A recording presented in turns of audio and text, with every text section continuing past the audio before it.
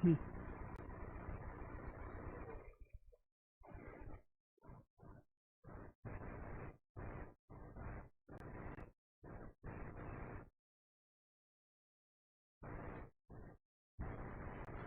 जय हिंद दोस्तों, नमस्कार। कैसे हैं आप सब लोग? उम्मीद है एकदम शानदार, ज़बरदस्त, बेहतरीन, जिंदाबाद हैं। बहुत ही बेहद अच्छे अंदाज में आप सभी लोग पूरी मेहनत के साथ दिल लगाकर अपनी तैयारी को कर रहे होंगे। और जैसे कि मैं अपनी हर क्लास में आपसे कहता हूं कि सिर्फ पढ़ने का मतलब ये नहीं है कि हमने फ़ोन सामने रख लिया और 4-6 घंटे लगातार क्लासेस देखी, फिर हम खुश हो गए कि भाई आज तो हमने 6 घंटे पढ़ाई करी है, आज तो हमने 8 घंटे पढ़ाई करी है।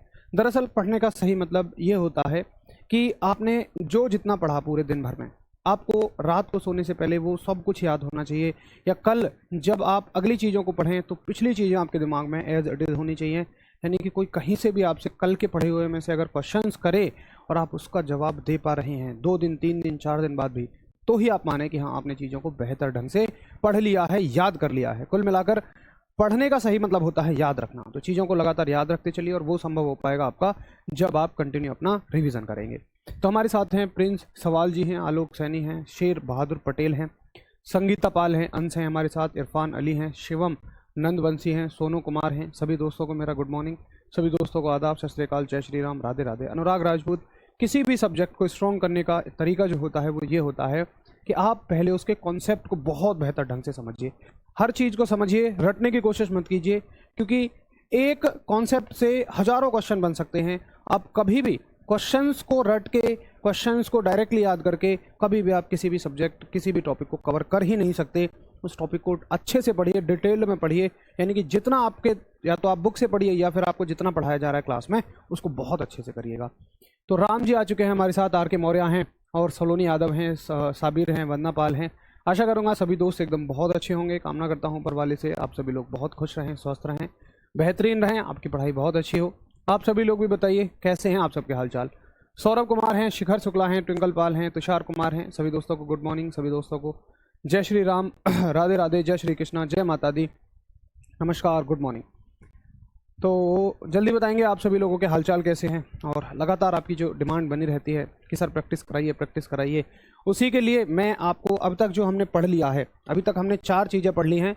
एक तो चार्ज पढ़ लिया है, यानी कि आवेश, आवेश से बढ़ने वाला वैद्युत क्षेत्र पढ़ लिया है, इलेक्ट्रिक फील्ड। उसके बाद पढ़ लिया है हमने विभव, यानी कि पोटेंशियल, और कल पढ़ा था हमने धारिता, यानी कि कैपेसिटेंस। तो ये चारों टॉपिक के आज मैं आपके लिए कुछ क्वेश्चंस लेकर आया हूं, एक सैंपल के तौर पर कि किस तरह के क्वेश्चंस इनसे बन सकते हैं। चलो बहुत बढ़िया।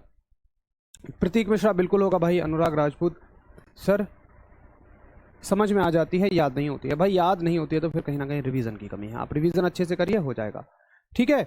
चलो, हिस्ट्री को भी समझना पड़ेगा। आलोक हिस्ट्री तो बहुत बढ़िया प्यारी सी चीज़ है, समझने लायक, बहुत बेहतरीन चीज़ है। अगर आप उसको हिस्ट्री को एक कहानी की तरह पढ़ो, एक इन्फॉर्मेशन की तरह पढ़ोगे तो बिल्कुल मज़ा आ जाएगा। हर सीक्वेंस एक दूसरे से रिलेटेड है। चलिए वरना बहुत अच्छे। तो ठीक है, फिर शुरू करते हैं आज की प्रैक्टिस और देखते हैं कि आप सभी लोग कैसा रिवीजन कर रहे हैं। करेंगे आप सभी लोग आंसर क्वेश्चंस के। जो आंसर खुद से कर सकते हैं वो खुद से करिए, बाकी मेरे साथ क्वेश्चंस के आंसर देखिए। चलो बताएंगे, एक स्थिर आवेश उत्पन्न कर सकता है। अब देखिए, इन क्वेश्चंस के आंसर बनेंगे वहीं से जहां से हमने पढ़ा हुआ है, लेकिन थोड़ा सा दिमाग आपको लगाना पड़ेगा। एक स्थिर आवेश उत्पन्न करता है। स्थिर आवेश का मतलब क्या है कि हमारे पास एक आवेश है और इसको हमने यहाँ पे रख दिया, ये रुका हुआ है। तो बताइए क्या उत्पन्न कर देता है अपने चारों ओर? बताओ, एक रुका हुआ आवेश अपने चारों ओर क्या उत्पन्न कर देता है? बताएंगे सभी लोग, इसका आंसर करेंगे। बहुत बढ़िया शिवम नंदवंशी, एकदम बहुत बढ़िया। शिवम बिल्कुल भी नहीं, ऐसा बिल्कुल नहीं है। ऐसा किसने कह दिया? बिल्कुल कंटिन्यू चलेगी, आपका सिलेबस ओवर होने तक चलेगी। चलो, तो इसका आंसर जोगिंदर भाई ने कर दिया है और जोगिंदर भाई का आंसर बिल्कुल करेक्ट है, शेर बहादुर पटेल, बहुत बढ़िया। तो एक स्थिर आवेश जो होता है, अगर आप किसी चार्ज को रख देते हैं तो वो अपने अंदर क्या बना लेता है? इलेक्ट्रिक फील्ड बना लेता है, वैद्युत क्षेत्र बना लेता है। भैया चुंबकीय क्षेत्र क्यों कर रहे हो? चुंबकीय क्षेत्र पे तो गए भी नहीं है हम, चुंबकीय क्षेत्र पर तो गए भी नहीं है। अब देखिए, शरद कह रहे हैं बोथ कर देता है, बोथ नहीं करता है। या तो आपको, आपने चीजों को रिवाइज नहीं किया है, या आपको गलत इंफॉर्मेशन होती है। एक स्थिर आवेश जो बनाता है, एक स्थिर आवेश कौन सा क्षेत्र उत्पन्न करता है? केवल विद्युत क्षेत्र उत्पन्न करता है, केवल विद्युत क्षेत्र उत्पन्न करता है, ठीक है। देखिए, अगर आवेश आपका स्थिर है, अगर आवेश आपका स्थिर है यानी कि कांस्टेंट है, रुका हुआ है, तो ये विद्युत क्षेत्र को बनाएगा।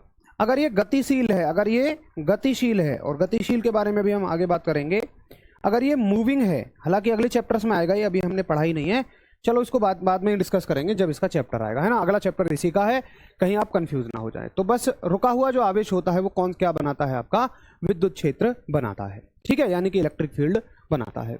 चलिए जी अगले सवाल की तरफ चलें।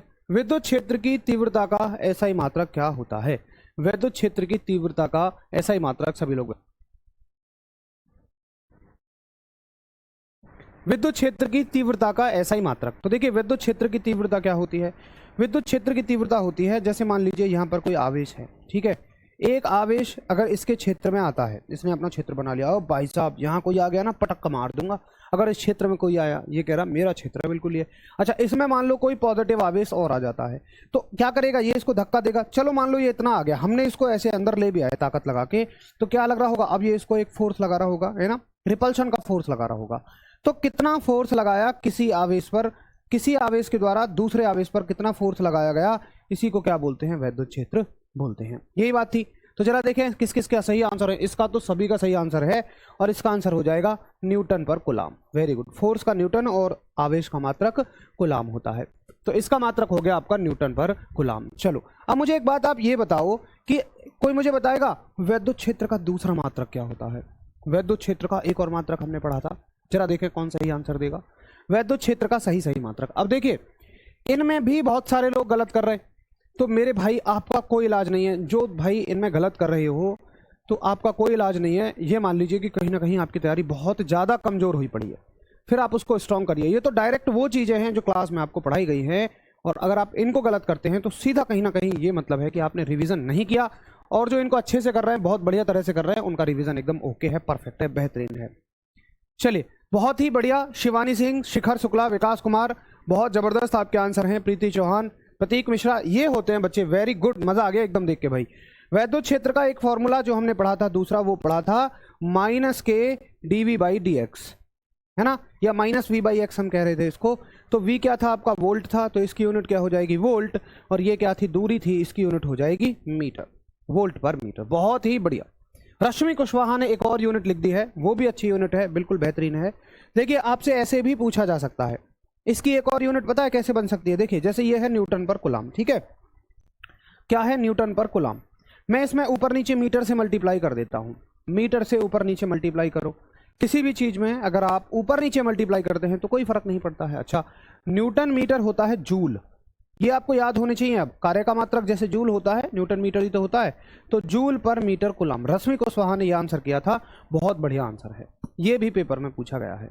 ऐसे बच्चे लगते हैं बढ़िया जो उन चीजों को भी बताएं जो पेपर में पूछी जाते हैं।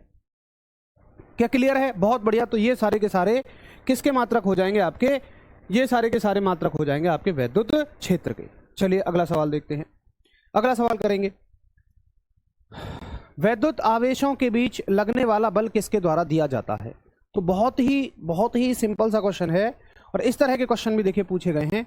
ये सारे के सारे किसी ना किसी रेडियो ऑपरेटर की परीक्षा में पूछे गए सवाल हैं कि दो आवेश एक दूसरे से अगर r दूरी पर सेपरेट हैं, तो आपको फॉर्मूला दिया जाता है कि इनके बीच जो बल लगेगा वो लगेगा 1/4πε0 Q1 Q2 divided by r का स्क्वायर। अब ये किसने दिया था, ये बात है कि ये दिया किसने है।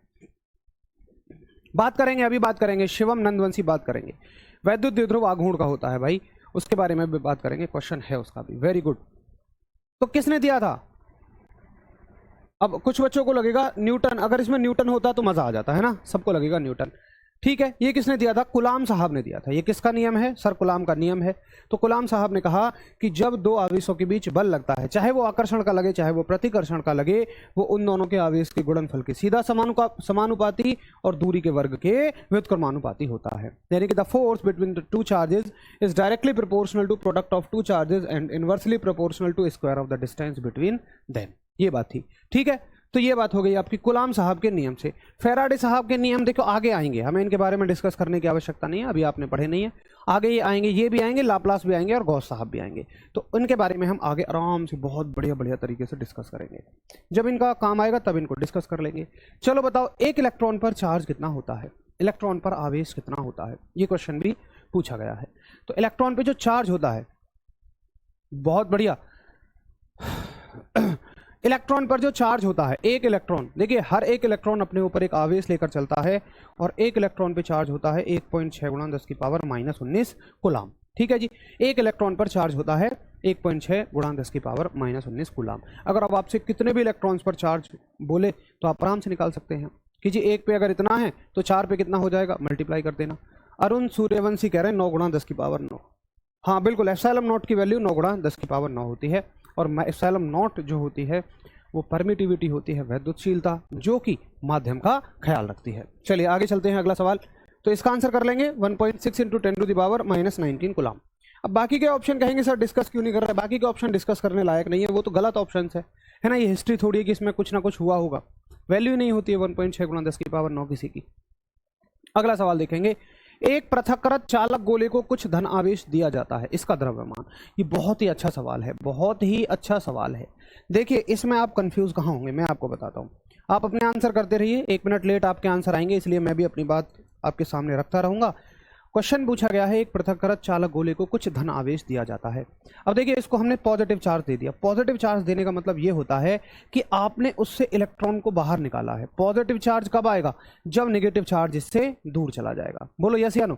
तो इस पे कौन सा चार्ज आ जाएगा, अब पॉजिटिव चार्ज आ जाएगा। बताइए आप मेरी बात से एग्री कर रहे हैं कि किसी भी चीज पर पॉजिटिव चार्ज जब आता है जब उससे इलेक्ट्रॉन निकलते चले जाते हैं, निकलते चले जाते हैं। हम इलेक्ट्रॉन अगर निकले हैं तो एक इलेक्ट्रॉन का मास जो होता है वो होता है 1.6 गुणा 10 की सॉरी एक इलेक्ट्रॉन का द्रव्यमान जो होता है वो होता है 9.1 गुणा 10 की पावर -31 kg। ठीक है, अब अगर बहुत सारे इलेक्ट्रॉन निकलेंगे तो कुछ ना कुछ द्रव्यमान लेके चले जाएंगे, इसलिए इसका द्रव्यमान घटेगा।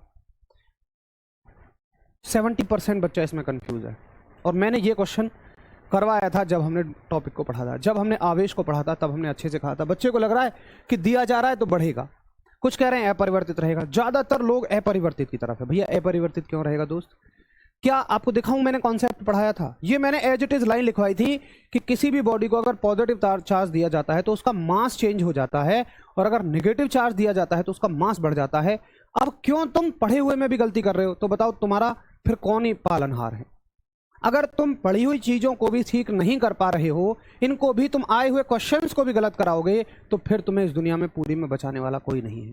अपनी तैयारी को आंको, फालतू की चीजों पे ध्यान मत दिया करो कि कमेंट करते रह गए। फालतू की चीजों को छोड़ दीजिए भाई, तैयारी पे ध्यान दीजिए। ये बिल्कुल नोट्स का सवाल है, ये बिल्कुल नोट्स का सवाल है, उसको भी आप गलत कर रहे हो। देखिए अब जो दोबारा भी पूछ रहे हैं कुछ लोग, मुझे समझ नहीं आ रहा कि आपने या तो कॉन्सेप्ट वीक है आपके, भाई डेफिनेटली आपका रिवीजन अच्छा नहीं है। 70% इस बैच में बच्चों का रिवीजन बढ़िया नहीं चल रहा है, चीजें उनको याद नहीं है जो दोबारा भी पूछ रहे हैं। बाकी ये तो पढ़ाया हुआ सब कुछ है। देखिए धनावेश कब दिया जाएगा, कैसे दोगे आप किसी चीज को धनावेश, धनावेश जब दोगे जब उसमें से इलेक्ट्रॉन्स को बाहर निकाल लोगे। ठीक है, इलेक्ट्रॉन्स को बाहर निकाल लोगे। जब उस बॉडी में से इलेक्ट्रॉन बाहर निकल जाएंगे तो हम क्या कहेंगे कि नेगेटिव चार्ज चला गया है और उस पर कौन सा चार्ज रह जाएगा, पॉजिटिव चार्ज रह जाएगा। धन आवेश यही देने का एक तरीका होता है कि इलेक्ट्रॉन्स को बाहर निकाल लो। इलेक्ट्रॉन्स नेगेटिव है, अच्छा आवेश को तो हमेशा संरक्षित रहना है, तो जितना नेगेटिव आवेश आएगा वो अपने पीछे उतना ही पॉजिटिव छोड़ के आएगा, क्योंकि आवेश संरक्षित होता है, कंजर्व होता है। ठीक है जी।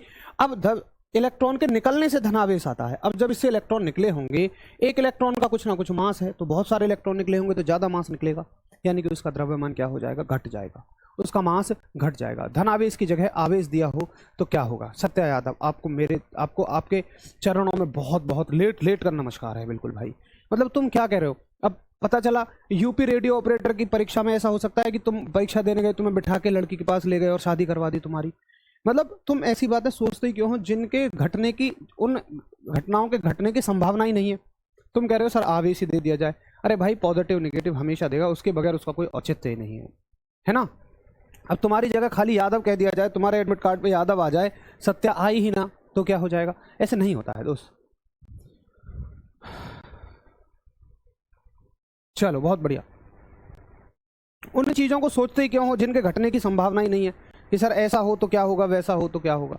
बिल्कुल वैसा नहीं होगा जैसा तुम सोचते हो, बिल्कुल वही होगा जो किताबों में लिखा है, जो आपको पढ़ाया जा रहा है, जो आपको करवाया जा रहा है। सर धन आवेश का मास नहीं होता क्या।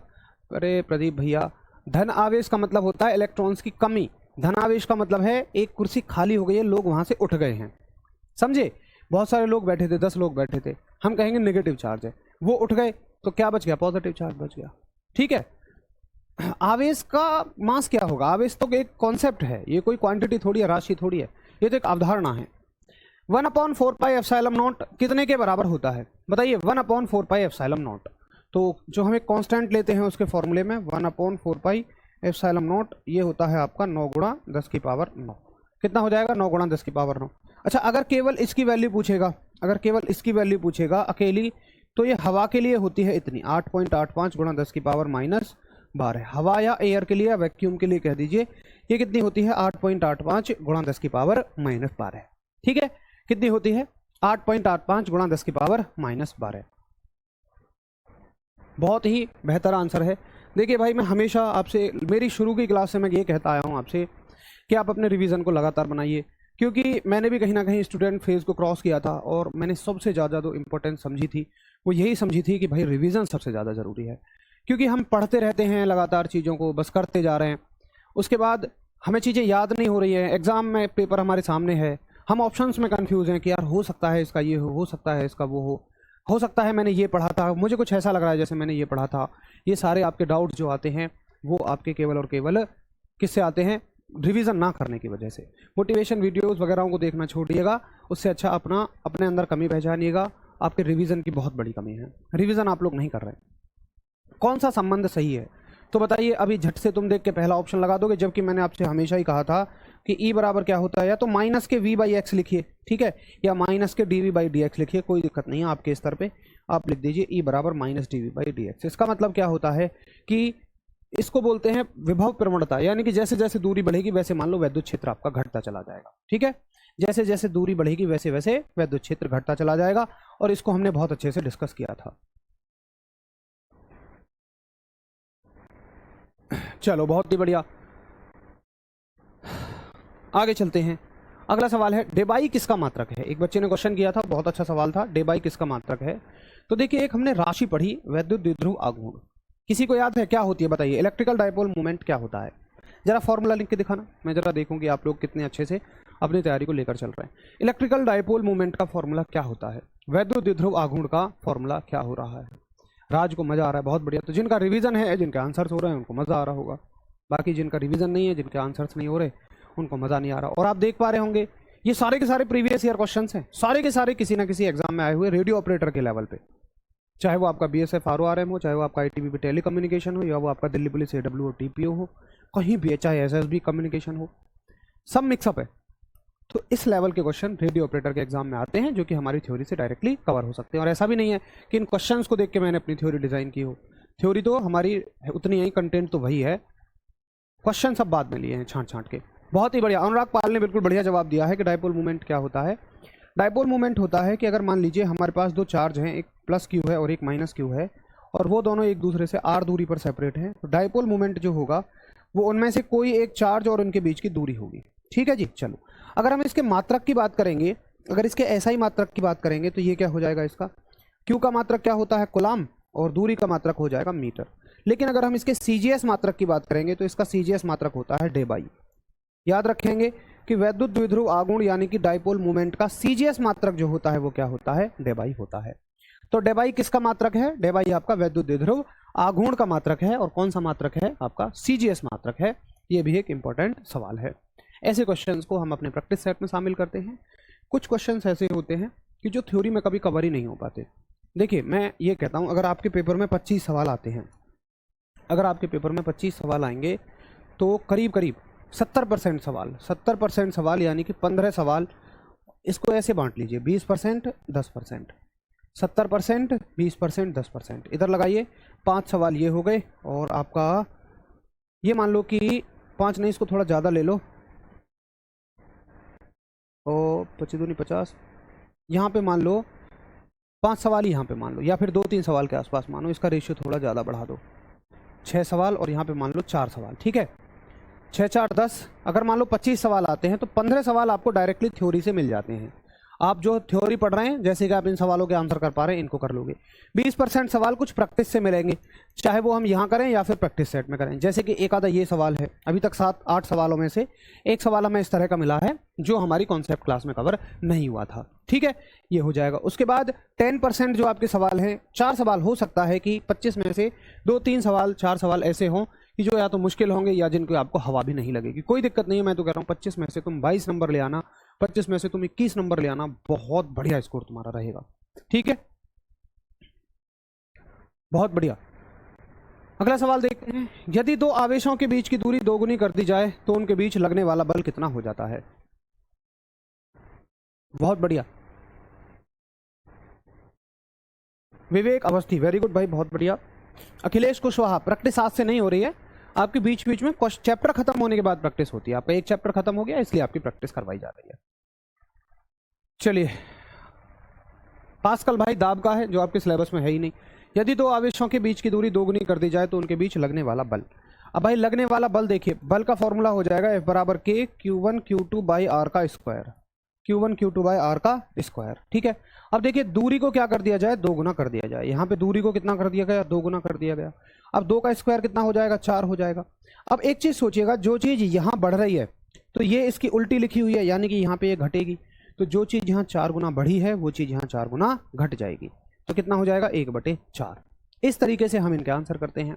ध्यान रखना, अगर कोई चीज यहाँ पर बढ़ रही है, चूंकि ये इसके बटे में है, अगर कोई चीज यहाँ पर बढ़ रही है तो वो चीज यहाँ पर, दूसरी चीज यहाँ पर अपने आप ही घट जाएगी। अगर कोई चीज यहाँ पर बढ़ रही है तो दूसरी चीज इसके सापेक्ष यहाँ पर घट जाएगी। अगर ये 2 गुना बढ़ेगी तो भैया ये 4 गुना घट जाएगी। ठीक है जी, चलो बताइए, सभी को क्लियर?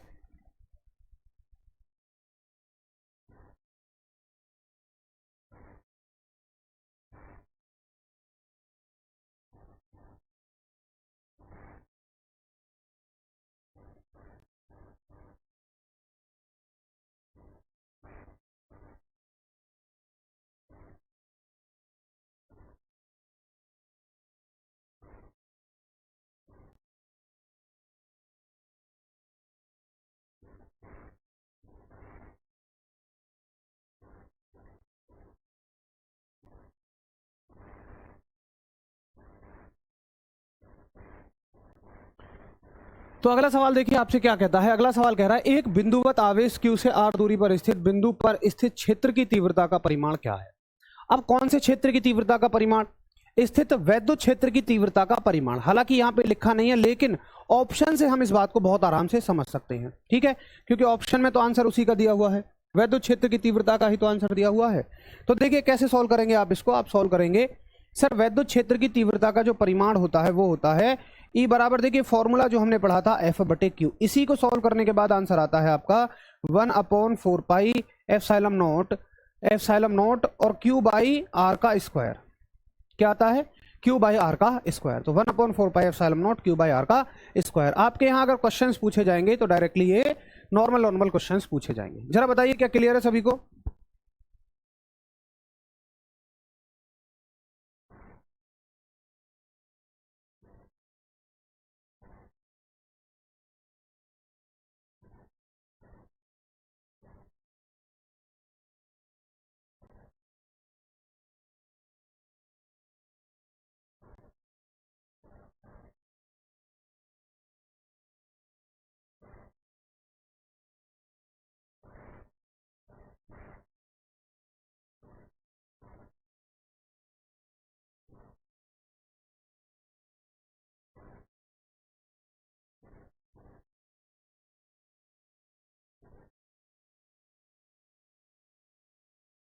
क्या कह रहे हैं जी? सर आपने पहले तो 1/4 बताया था। देख लो एक बार क्लियर कर लो दोस्त, कि यहाँ पे कह रहा है दूरी दोगुनी कर दी जाए। अगर दूरी को आप आधा कर दोगे, कितना कर दोगे?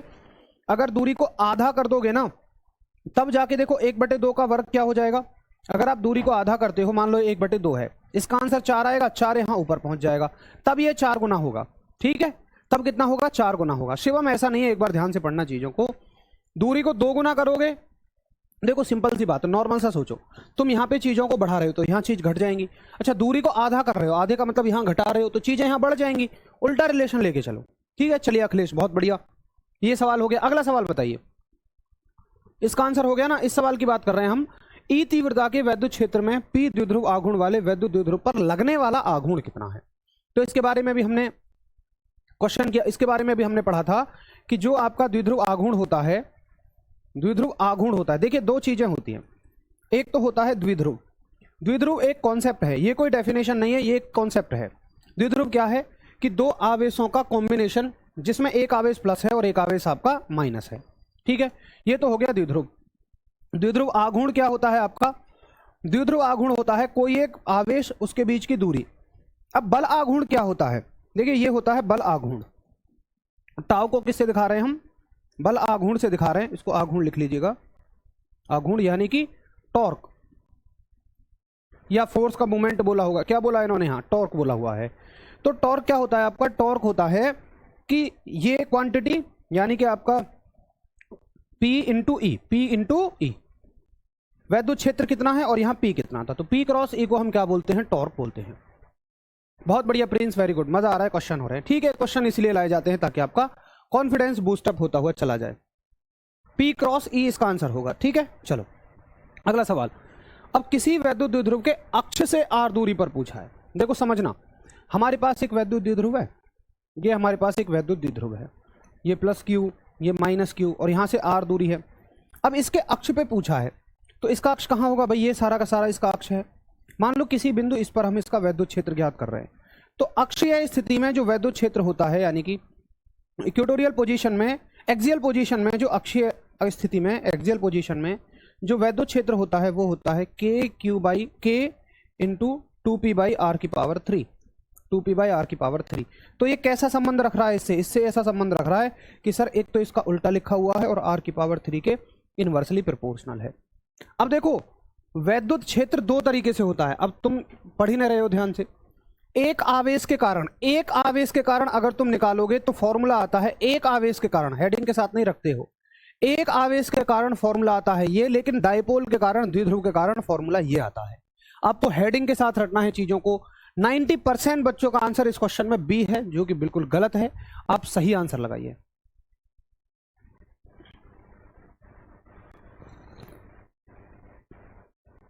क्वेश्चन की लैंग्वेज को भैया अच्छे से पढ़िएगा। क्वेश्चन में आपसे क्या पूछा गया है उसके हिसाब से आप लोग आंसर करिएगा। क्या क्लियर है सभी को? इसका आंसर ऑप्शन हो जाएगा डी। ठीक है, चलो अगले सवाल की तरफ चलें। कूलाम पर वोल्ट कितने के बराबर होता है? कूलाम पर वोल्ट। अब समझो, अगर आप लिख लोगे कूलाम पर वोल्ट, कूलाम पर वोल्ट, तो आप फॉर्मूला देखिए, एक फॉर्मूला आएगा आपका Q बराबर C इंटू वी। ठीक है, ये फॉर्मूला पढ़ा था हमने किसमें? वैद्युत धारिता में। अच्छा जी, यहां से कूलाम पर वोल्ट निकालोगे तो कूलाम पर वोल्ट क्या हो जाएगा? देखो कूलाम पर वोल्ट हो जाएगा C, यानी कि कूलाम पर वोल्ट C हो जाएगा। और C का मात्रक क्या होता है सर? C का मात्रक तो फैरड होता है। तो कूलाम पर वोल्ट किसके बराबर हो जाएगा? फैरड के बराबर हो जाएगा। K का फुल नेम क्या है? K का फुल नेम सिंपल एक कांस्टेंट है। K का कोई नाम नहीं है, यहाँ पे K केवल एक कांस्टेंट है जिसकी वैल्यू है 1/4 पाई एप्सिलॉन नॉट। उसमें जो एप्सिलॉन नॉट आता है उसकी वैल्यू है। इस क्लास का PDF भी वहीं मिलेगा जहां बाकी का मिलता है। जरा बताएंगे एक बार, सभी को क्लियर है? फैरड। एक कह रहे हैं गॉस। अरे भैया गॉस तो अभी पढ़ा भी नहीं है, बाकी यूनिट्स हमने पढ़ी नहीं है, इसलिए हम डिस्कस नहीं करेंगे। जब हम पढ़ लेंगे तो आराम से आपको समझ में आ जाएगा। ठीक है, चलो अगला सवाल आप देखेंगे। यदि एक शीशे की छड़ को हवा संधारित्र के दो पट्टियों के बीच घुसाया जाए। देखिए कल ही हमने एक चीज पढ़ी थी, कल ही हमने पढ़ा था कि एक कैपेसिटर जो होता है, जो एक कैपेसिटर आपका होता है पैरेलल प्लेट कैपेसिटर, कल ही हमने पढ़ा था। इसकी पट्टियों के बीच क्या होता है? नॉर्मली हवा होती है। अब हवा होती है तो इसकी धारिता कितनी हो जाती है? अगर इनकी क्षेत्रफल a है और इन प्लेटों के बीच की दूरी d है, तो इसकी जो धारिता हो जाती है वो हो जाती है epsilon not a by D. ठीक है, epsilon not a by D. अब अगर इनके बीच में हम क्या इंसर्ट कर दें? अगर हम इनके बीच में एक शीशे की पट्टी लगा देते हैं, ये हमने इनके बीच में एक शीशे की पट्टी लगा दी, और हमने क्या कर दिया था कल कि इसके बीच की जगह को पूरा भर दिया था, इस बीच की जगह को शीशे की पट्टी से पूरा का पूरा भर दिया था। ऐसे ये तो कर रहे थे हम कल। तो हमने देखा था कि इसकी धारिता बढ़ जाती है, और कितने गुना बढ़ जाती है? K गुना बढ़ जाती है। K क्या होता है? इसकी कोई वैल्यू होती है, डाइलेक्ट्रिक कांस्टेंट होता है। तो क्या हो जाएगा? शीशे को लगाने से, मोम को लगाने से, लकड़ी को लगाने से, सबको लगाने से इसकी वैल्यू कितनी हो जाएगी? बढ़ जाएगी। और कितने गुना बढ़ जाएगी? K गुना ही बढ़ जाएगी। क्लियर है? एक K गुना ही बढ़ जाएगी।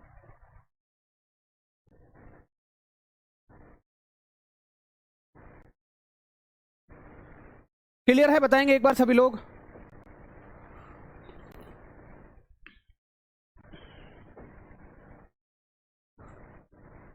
देखिए जिसकी थ्योरी क्लियर है ना, उसके क्वेश्चन सारे क्लियर होते चले जा रहे होंगे। वॉन डे ग्राफ जनरेटर एक ऐसा उपकरण है जिसके द्वारा उत्पन्न होता है, बताइए वॉन डे ग्राफ जनरेटर से क्या उत्पन्न होता है। तो वॉन डे ग्राफ जनरेटर जो है, कल ही मैंने आपको बताया था कि ऐसी डिवाइस है जो बहुत हाई वोल्टेज बनाती है। एक मशीन है ये जो कि बहुत हाई वोल्टेज बनाती है, करीब करीब कितना 10 की पावर 7 वोल्ट तक ये वोल्टेज जनरेट करती है। 10 की पावर 7 वोल्टेज तक का ये वोल्टेज जनरेट करती है। ठीक है, वॉन डे ग्राफ जनरेटर। अगले सवाल पे चलते हैं। गॉस के नियम अनुसार, अगला सवाल है गॉस के नियम अनुसार। तो देखिए हमने क्या पढ़ा था कि जो फ्लक्स होता है, किसी भी सरफेस से रिलेटेड जो फ्लक्स होता है वो क्या होता है कि उस क्षेत्रफल से निकलने वाली वैद्युत क्षेत्र रेखाओं की संख्या, किसी क्षेत्रफल से निकलने वाली वैद्युत क्षेत्र रेखाओं की संख्या को वहां पर क्या बोलते हैं, हम फ्लक्स बोलते हैं। अब देखिए गॉस साहब आए, गॉस साहब ने कहा अरे यार इतने लंबे चौड़े फॉर्मूले क्यों लगाते हो, एक काम करिए उस चीज का, उसके अंदर जो भी आवेश है, जैसे मान लीजिए हमारे पास ये बॉक्स है, इसमें कोई आवेश रखा हुआ है, भाई आवेश से ही तो वैद्युत क्षेत्र बनता है और वैद्युत क्षेत्र से ही हम फ्लक्स कह रहे हैं। तो इन्होंने कहा कि क्या करिए उसके आवेश को वहां की परमिटिविटी से डिवाइड कर दीजिए। इसी को क्या बोलते हो आप, गॉस थ्योरम बोलते हो। तो Q अपॉन एप्सिलॉन नॉट को क्या बोलते हैं, हम गॉस थ्योरम बोलते हैं। तो डायरेक्टली इसी स्तर का पेपर आना है आपका। देखिए आप जहां पर हार्ड लेवल का पेपर आता है वहां पर फिजिक्स के साथ केमिस्ट्री और मैथमेटिक्स होता है, यानी कि वहां पर वो चेक करना चाहते हैं कि एक बच्चा 12th क्लास कितनी स्ट्रांगली पढ़ के आया है। लेकिन आपके यहाँ फिजिक्स के साथ जीएस दे रहे हैं, फिजिक्स के साथ आपका रीजनिंग दे रहे हैं, फिजिक्स के साथ आपका कंप्यूटर है, मेंटल एप्टीट्यूड है आपका, उसके बाद हिंदी है। तो वो आपसे ये उम्मीद नहीं कर रहे कि आपकी 12th क्लास कितनी स्ट्रांग रही है, वो तो बस ये चेक कर रहे हैं कि आपका बेसिक कितना क्लियर है। तो आपको बस बेसिक पढ़ना है, कुल मिला के जितना क्लास में पढ़ाया जा रहा है वो सफिशिएंट है। ठीक है, ये सारे के सारे प्रीवियस ईयर क्वेश्चन है, सारे के सारे प्रीवियस ईयर क्वेश्चन है। चलिए इसके बारे में थोड़ा सा पढ़ लेते हैं। ये टॉपिक मैं प्रैक्टिस में ही कवर कराता हूं, तो प्रैक्टिस में कवर कर लेते हैं। एक टॉपिक बचता है आपका संधारित्र में, संधारित्रों का संयोजन, संधारित्रों का संयोजन, संधारित्रों का संयोजन, यानी कि कॉम्बिनेशन ऑफ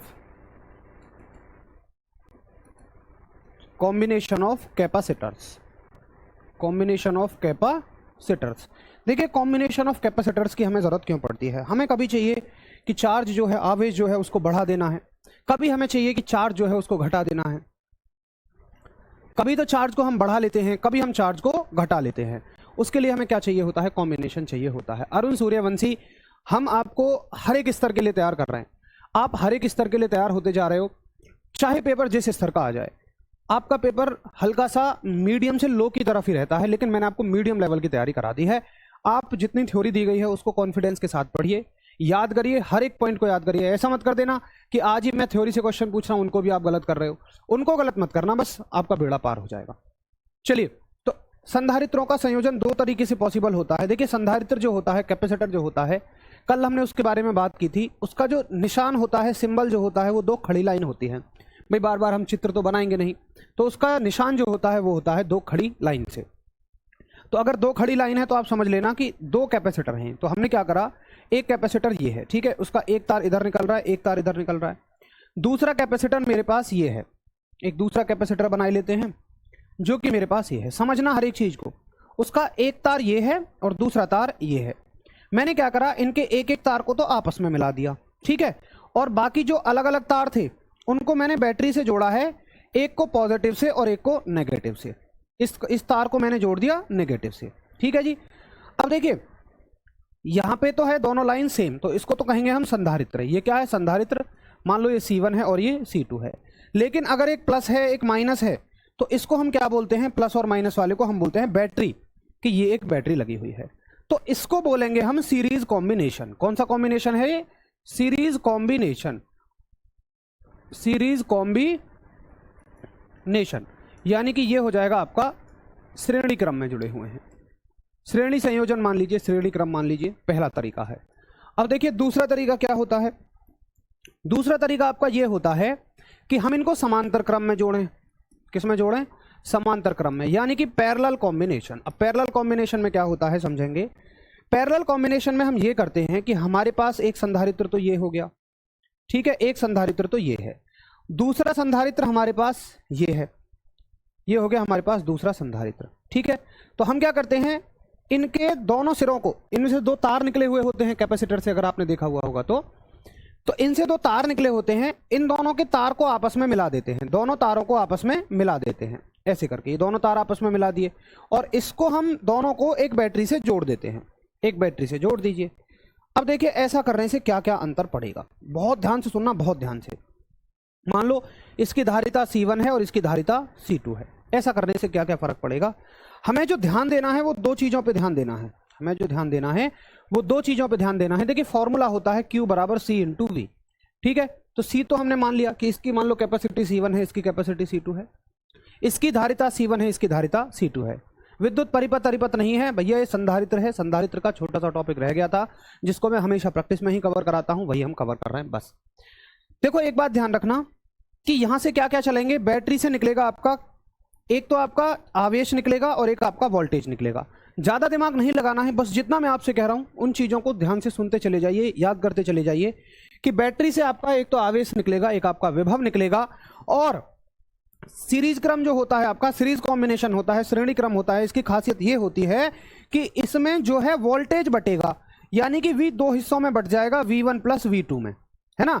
यानी कि बैटरी से जो टोटल वोल्टेज निकला है वो दो हिस्सों में बटेगा, V1 प्लस V2 में, जबकि जो आवेश निकला है, जबकि जो चार्ज निकला है वो दो हिस्सों में नहीं बटेगा, वो केवल आपका दोनों को सेम मिलेगा। मान लो यहां से 10 कूलाम निकला है तो इसको भी 10 कूलाम मिलेगा, इसको भी 10 कूलाम मिलेगा। क्यों होता है, कैसे होता है, उतनी गहराई में हमें नहीं जाना, वो इंजीनियरिंग का पार्ट होता है, आपको उतनी गहराई में नहीं जाना। डिप्लोमा लेवल वाले आप होते, हेड ऑपरेटर वाले होते तो शायद मैं बताता, आपको नहीं समझना है। आपको बस इतना याद रखना है कि अगर श्रेणी क्रम है तो आवेश आपका समान रहेगा, बस।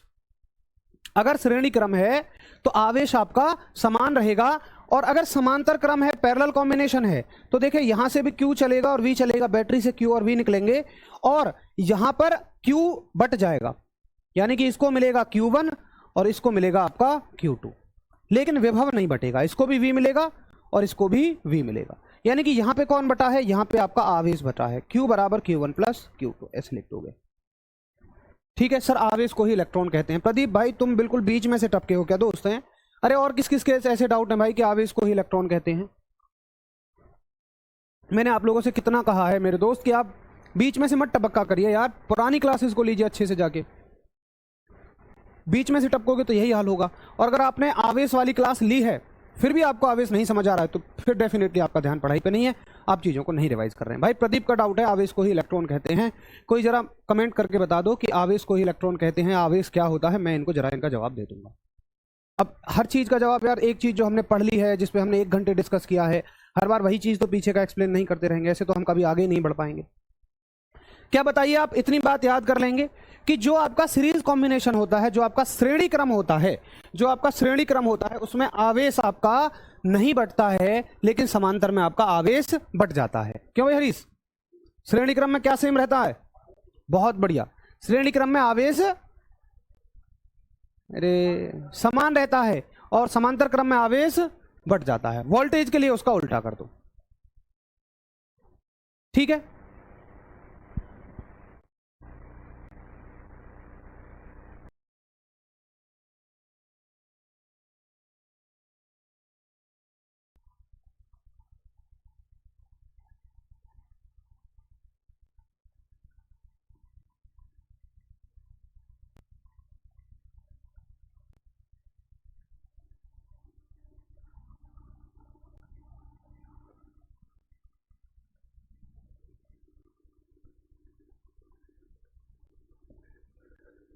ठीक है, चलो नंबर ऑफ इलेक्ट्रॉन्स को आवेश कहते हैं। बहुत बढ़िया राज, वेरी गुड। प्रदीप भैया पढ़ लो यार, आवेश की क्लास को जाके देखो, जो बहुत सारे इलेक्ट्रॉन एक जगह मिल जाते हैं तो उसी को आवेश कहते हैं, चार्ज कहते हैं। इलेक्ट्रॉनों का किसी वस्तु पे आना या चले जाना आवेश कहलाता है, ठीक है। तो ये बात हो गई।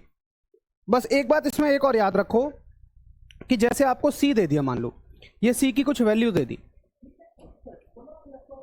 C की वैल्यू मान लीजिए 2 माइक्रोफैरड हो गई और यहाँ पे C2 की वैल्यू हो गई मान लो 3 माइक्रोफैरड, ठीक है। अब आपसे पूछेगा कि इन दोनों C को जोड़ के कितना आएगा अगर ये श्रेणी क्रम में जुड़े हुए हैं, ठीक है। तो श्रेणी क्रम में अगर 2 C जुड़े हुए हैं तो उनका जो इक्विवेलेंट आएगा, या हिंदी में हम तुल्य बोलते हैं, उसका जो तुल्य आएगा उसको हम कैसे जोड़ेंगे, C1 C2, या ऐसे कर लीजिए, उसका जो तुल्य आएगा उसको ऐसे जोड़ना कि 1/C इक्विवेलेंट, यानी कि C तुल्य बराबर 1/C1 प्लस 1/C2। अगर आपने को उल्टा लग रहा हो तो वो आपने प्रतिरोध में पढ़ा था। किस में पढ़ा था? प्रतिरोध में पढ़ा था, रेजिस्टेंस में पढ़ा था।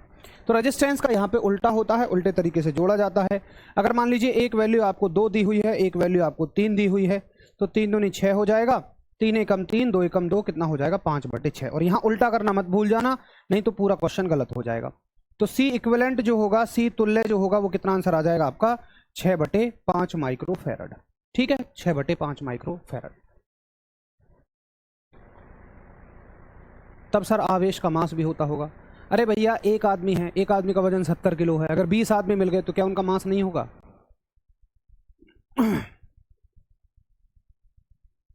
अब तुम कहोगे कि सर जो विश्वास है उसका मास कितना होता है, तो विश्वास कोई क्वांटिटी थोड़ी है। चार्ज तो क्या है? कलेक्शन ऑफ द इलेक्ट्रॉन्स है। कितना आंसर आ जाएगा? 6/5 ऐसे जोड़ने पे आंसर आ जाएगा। देखिए चीजें मैं आपको ये डायरेक्ट भी बता सकता था, लेकिन पेपर में ये भी पूछा जाता है कि बताइए किस में आवेश समान रहता है और किस में आवेश समान नहीं रहता है। और आपको हल्की सी नॉलेज भी होनी चाहिए कि सीरीज पैरेलल क्या होते हैं, यानी कि श्रेणी और समांतर आपके क्या कॉम्बिनेशन होते हैं। अच्छा, अगर समांतर क्रम में आपको कोई 2 वैल्यूज दे दे, अगर मान लीजिए समांतर क्रम में आपको कोई 2 वैल्यूज दे दे, मान लीजिए C1 की वैल्यू दे दी 5 माइक्रोफैरड और C2 की वैल्यू दे दी 6 माइक्रोफैरड। ठीक है, 6 माइक्रोफैरड। अब देखिए यहां पे अगर आपको C बोलेगा कितना हो जाएगा, तो C इक्विवेलेंट जो हो जाएगा आपका, C तुल्य जो हो जाएगा, यहां पे अगर समांतर क्रम में जुड़े हुए हैं तो दोनों को डायरेक्टली जोड़ दोगे, C1 + C2। ठीक है, अच्छे से याद रखना, क्योंकि रेजिस्टेंस में धारा वाले चैप्टर में जस्ट इसका उल्टा हो जाएगा। तो इसका आंसर हो जाएगा आपका 5 + 6 हो जाएगा 11 माइक्रोफैरड। 11 माइक्रोफैरड। बहुत बढ़िया। प्रतिरोध का उल्टा होता है capacitor. Very good, very good. तो कितना आंसर आ जाएगा आपका? 11 माइक्रोफैरड आंसर आ जाएगा। क्लियर है सभी को? हेड वाली सभी क्लास की प्लेलिस्ट अलग नहीं होंगी, जो क्लास आपकी कॉमन है वो सेम है, बाकी जो एडवांस पोर्शन है उसकी प्लेलिस्ट आपके अलग कर दी गई है। ठीक है, चलो एक और क्वेश्चन का आंसर करो फिर। ये हो गया आपका संधारित्र। बताइए, पहला क्वेश्चन है मेरा आपसे कि हमारे पास 3 संधारित्र हैं, हमारे पास 3 संधारित्र हैं, ये तीनों हैं, हर एक की कैपेसिटी 2 माइक्रोफैरड है, हर एक की कैपेसिटी 2 माइक्रोफैरड है। तो मुझे बताइए इसका C इक्विवेलेंट कितना होगा? बताइए, ये मान लो बैटरी से ऐसे जुड़े हुए हैं, तो बताओ हर एक का C इक्विवेलेंट, मतलब टोटल का C इक्विवेलेंट कितना होगा? बहुत बढ़िया, बहुत बढ़िया, वेरी गुड तुषार कुमार गुरुजी, बहुत बढ़िया पढ़ाते हो, थैंक यू भाई। कुल मिला के आपको चीज़ें ओवरऑल पर्पज़ ये है कि समझ आनी चाहिए, और थोड़ा सा आप ध्यान से देखते हो तो ये बहुत ज़्यादा मुश्किल चीज़ें नहीं है, प्रैक्टिकली चीज़ें हैं, कैलकुलेशन वाली चीज़ें हैं। विजेंद्र सिंह, बिल्कुल आपने अगर कल कोर्स परचेज किया है, आप ये वाली बीच में से क्लास देख रहे हैं तो बिल्कुल आप कंफ्यूज होंगे। भैया आपसे रिक्वेस्ट है कि आप पिछली क्लास को करिएगा, ठीक है? आप शुरू से क्लास लीजिएगा, लाइव क्लास मत लीजिएगा, तभी आपको सारी चीज़ें समझ में आएंगी। अंकित कुमार, कॉन्फिडेंस बूस्ट हो गया क्वेश्चन देखकर, बहुत बढ़िया, वेरी गुड। बताओ कितना आंसर हो जाएगा?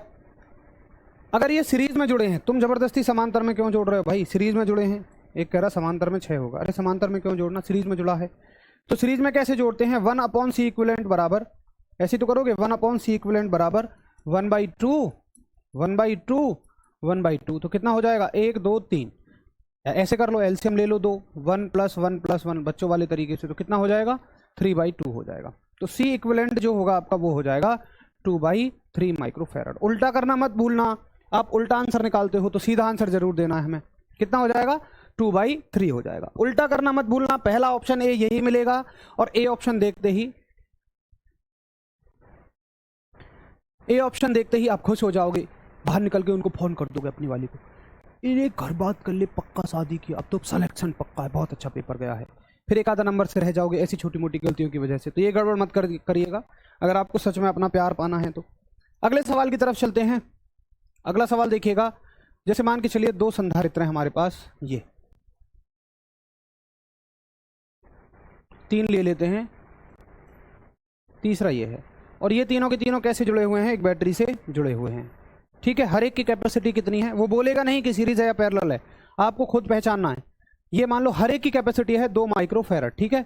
हर एक की कैपेसिटी कितनी है? 2 माइक्रोफैरड। अब इसका आंसर करिएगा, हर एक की कैपेसिटी 2 माइक्रोफैरड है, इसका आंसर करिएगा जरा,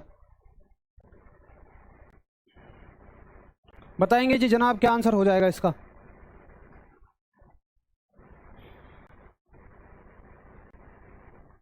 चलिए शिवम, थैंक यू भाई, थैंक यू, बहुत अच्छा पढ़ाते हैं, बहुत बढ़िया, आपको समझ में आ रही हैं चीज़ें, तो ये देखकर खुशी होती है। चलो, तो आंसर हो जाएगा आपका। अब आपको पता है कि भाई समांतर में जुड़े हुए हैं, जब समांतर में जुड़े हुए हैं तो सी इक्विवेलेंट जो होगा सी तुल्य होगा। आप कहते हैं ना सर 2 + 2 + 2 डायरेक्टली ऐड हो जाएगा, कितना हो जाएगा 6 माइक्रोफैरड हो जाएगा। कितना आंसर हो जाएगा डायरेक्टली 6 माइक्रोफैरड हो जाएगा। तो हालांकि ये मैं जब प्रैक्टिस सेट चलाता उनमें शामिल करता है ऐसे कॉन्सेप्ट, बट अभी हम क्लास में ही प्रैक्टिस कर रहे हैं तो इनको अच्छे से करते चलेंगे। सर ये कैसे पता चलेगा कि ये श्रेणी क्रम है या समांतर क्रम है? भाई साहब जब भी तुम्हें ना पता चले तो इंद्रदेव को फोन लगाना, वो बताएंगे। अरे भाई साहब अभी अभी तो तुम्हें बताया था, जब तुम कहाँ कमेंट करने पर इतना लगे रहते हो दोस्त, जब मैंने तुम्हें बताया था कि अगर देखिए यहाँ से तुम आवेश को चलाओगे, आवेश चल रहा है, क्या यहाँ कहीं बट रहा है आवेश? कहीं नहीं बटा, जितना इसको मिलेगा उतना इसको मिलेगा, उतना इसको मिलेगा। तो ये सीरीज में जुड़े हुए हैं, ठीक है। किस में जुड़े हुए हैं? सीरीज में जुड़े हुए हैं, श्रेणी क्रम में जुड़े हुए हैं। अगर तुम बैटरी से आवेश चलाओगे, बैटरी से जब आवेश चलेगा तो देखिए आवेश यहाँ तुरंत बट गया, कुछ यहाँ बटेगा, कुछ यहाँ बटेगा, कुछ यहाँ बटेगा। इसका मतलब ये तीनों कैसे जुड़े हैं? पैरेलल में जुड़े हैं, समांतर क्रम में जुड़े हैं, ठीक है।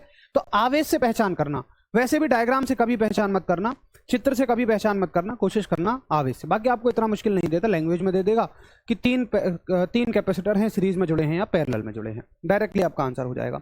अब देखिए जैसे क्वेश्चन है, 3 संधारित्र जिनमें प्रत्येक की धारिता सी है श्रेणी क्रम में जुड़े हैं, तो आसान है, अब डायरेक्टली दे दिया श्रेणी क्रम में जुड़े हैं। तो सी इक्विवेलेंट निकालना बहुत आसान बात है। कितना हो जाएगा? 1/c 1/c 1/c, कितना हो जाएगा? 3/c हो जाएगा। तो सी इक्विवेलेंट बराबर हम क्या कर देंगे? उल्टा कर देंगे, c/3। देखो मैंने कहा था ना ये ऑप्शन भी आपको पहले मिलेगा, सही से पहले ये मिलेगा, इसलिए ध्यान देना सही कौन सा है। तो सही आपका ये बनेगा यहाँ पे, सी ऑप्शन। कमरे में कैसा कनेक्शन होता है? शिवम पांडे का रेजिस्टेंस की बात करें तो कमरे में भाई आपका जो पैरेलल कनेक्शंस होते हैं, पैरेलल कनेक्शंस होते हैं, और कमरे में का कैपेसिटर थोड़ी लगे होते हैं। कैपेसिटर तो यार एक पंखे में एक लगा होता है, जनरली कमरे में तो एक ही कैपेसिटर मिलेगा, 50 कैपेसिटर थोड़ा ना मिलेंगे। बाकी जहाँ पे हमें चार्ज को डबल करना होता है वहाँ पे आप खुद देखिए चार्ज को ऐड करना होगा, तो हम चाहेंगे कि पैरेलल कनेक्शन हो, बाकी चार्ज को सेम रखना होगा तो हम सीरीज कनेक्शन इस्तेमाल कर लेंगे, श्रेणी क्रम का कनेक्शन इस्तेमाल कर लेंगे। बाकी कमरे में जो कनेक्शन आएगा वो प्रतिरोध से आएगा, संधारित्र से नहीं आएगा। तो कमरे में जो कनेक्शन होता है वो आपका पैरेलल कनेक्शन होता है। क्यों होता है उसके बारे में हम प्रतिरोध वाले चैप्टर में पढ़ेंगे, रेजिस्टेंस वाले चैप्टर में पढ़ेंगे, ठीक है जी। तो ये हो गई आपकी प्रैक्टिस, आपकी लगातार डिमांड के चलते जो हमने पढ़ा उसकी अब तक हमने प्रैक्टिस करी है। अब कल जो आपका चैप्टर चलेगा वो चलेगा विद्युत धारा यानी कि इलेक्ट्रिक करंट, वो करीब करीब आपका 2 दिन ले जाएगा और उसके बाद फिर हम उसकी भी प्रैक्टिस करेंगे ऐसे ही। तो दोस्तों आशा करूंगा कि सब कुछ आपके अनुसार चल रहा है, अब तो आपको हर चीज आपके हिसाब से मिल रही है। हम आपके लिए RWA आपके लिए सब कुछ कर रहा है जो आपने बोला, आपकी जो भी डिमांड रही कि सर मेंटल एप्टीट्यूड की क्लास डालिए, उसकी कंप्यूटर की क्लास डालिए, UPGK की क्लास डालिए। आपने बोला सर UPGK की PDF दीजिए, वो भी आपको अवेलेबल करवा दी जाएंगी जल्द ही। मेंटल एप्टीट्यूड, अब देखिए जितनी जो क्लास हैं जो डल चुकी हैं, जो हमारे पास अवेलेबल थी, डल गई हैं। अब जो नहीं डली हैं तो ये मतलब समझ लीजिए कि वो कभी पहले हमारे चैनल पे पढ़ाई ही नहीं गई हैं, बट एग्जाम से पहले उनको भी कंप्लीट करा दिया जाएगा। ग्रुप में भी कल मैंने यही बोला था, तो बिल्कुल भी आपको परेशान होने की जरूरत नहीं है, जैसा आप बोलेंगे वैसे करा दिया जाएगा। जो चीज़ आप कहेंगे वो चीज़ आपको मिलती चली जाएगी। बस आपको अपनी तरफ से अच्छी से एक प्रैक्टिस करनी है, रिविजन जरूर किया करिए। अगर आपका स्कोर 17 में से 16 भी है, मान लो आपका स्कोर 15 तक है तो बहुत बढ़िया है। 15 से नीचे अगर आप ऐसे क्वेश्चंस को नहीं कर पा रहे हैं या गलत कर रहे हैं या कंफ्यूज हो रहे हैं जो हमने डायरेक्टली कॉन्सेप्ट में पढ़े हैं, तो भाई बहुत बहुत बहुत गड़बड़ वाली बात है, बहुत ही ज़्यादा बेकार वाली बात है। तो आपको इन चीज़ों को अच्छे से ध्यान से पढ़ना है, ठीक है। रिवीजन करो मस्त तरीके से।